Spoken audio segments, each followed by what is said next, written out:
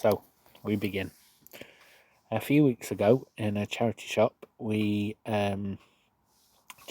and I, spotted a few little things. One was a Wii for £3 with power cables and no controllers only.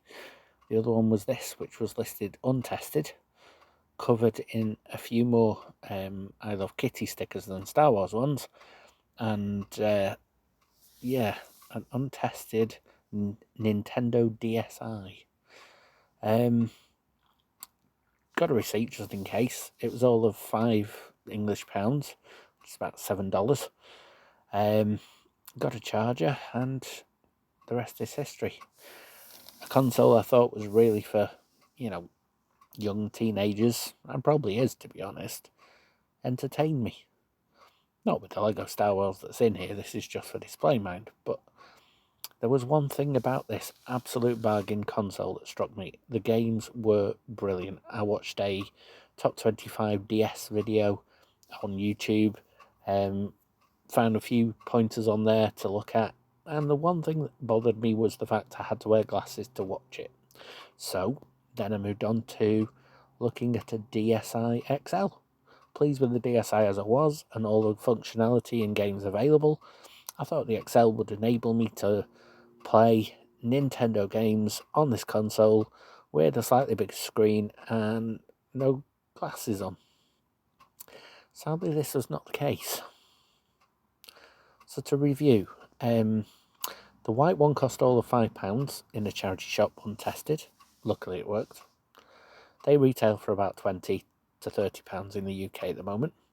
The DSi XL seen here in a wine red colour with its case and everything retails for about £40 plus in the UK at the moment. It's about $50.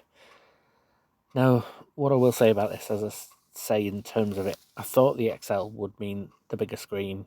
I wouldn't need to wear glasses to focus on it. I have a great long distance view. It's just short distance. I can't read books or anything without glasses on, and these screens are a bit of a bind. Sadly, the XL, even though it does have bigger screens, didn't give me that ability to not have to wear glasses to play the games on it. Now, this is the game that actually came with the first console. I don't play Nintendogs, trust me, it's not for me. But this is to show graphically what it's capable of, and how quickly it loads, and how clear and everything the display is. Pleased? Yes, immensely. Shocked? Yeah, completely. As I say, the Nintendo DSi here that we bought for £5 from a charity shop, and then the DSi XL, I actually only paid £30 for mine because the lower screen has a bit of a scratch on it. Having said that, there were other games available for my son's 3DS XL that he'd had for a few years now. I wasn't able to play with him. More of that in a moment. So I was then looking at the cheapest solution to getting something that could play the games I'd already enjoyed on the DS systems, but also being able to play with him. And the cheapest solution to getting a 3DS that can play backward compatibility DS games is a 2DS. It doesn't have a three-dimensional display available for you, which apparently is a bit gimmicky and no one uses anyway. It doesn't have the foldable form factor that a lot of the DS's do, but it does have the software of a 3DS inside it for a bargain price. And again, these retail for about 40 to 50 UK pounds. This was an eBay buy at $29.99 plus postage. Very happy. The silicone skin you see there was bought off Vinted for about £3, just to keep it safe in case I dropped it. And yeah, they all have slightly upgraded menus on this 3DS version. So this was sort of a compromise, somewhere between, I know I've got to wear glasses to play the games, but in this way I can play modern 3DS games and backwards compatible DS games with a console I'm quite happy with. It's not as portable as the others, but thought-wise, yeah, hey, it's portable enough. Thrilled. was the word. There's a feature on all of these consoles which are really, really good, shown here. You can actually play with other people without them having the game you're playing in a number of cases, like Mario Karts and so on. You press that feature and you share your game with them and they play with you via their console nearby. It's absolutely brilliant. I don't know of any other console that does that. Anyway, having thought deeply about the games, what we were playing, and then looking at other games available for the Nintendo, I stumbled across something of a bit of a revelation. Now, the Nintendo Switch Lite being unboxed here, spoiler alert, this was £70. They're brand new, around $200 in the UK at the moment, which is about $230. So this would work out about $90 US, 70 English pounds. Had a bit of a chewed up joystick, but apart from that, everything works perfectly, and it's sort of a purple colour. Don't know whether that comes across here.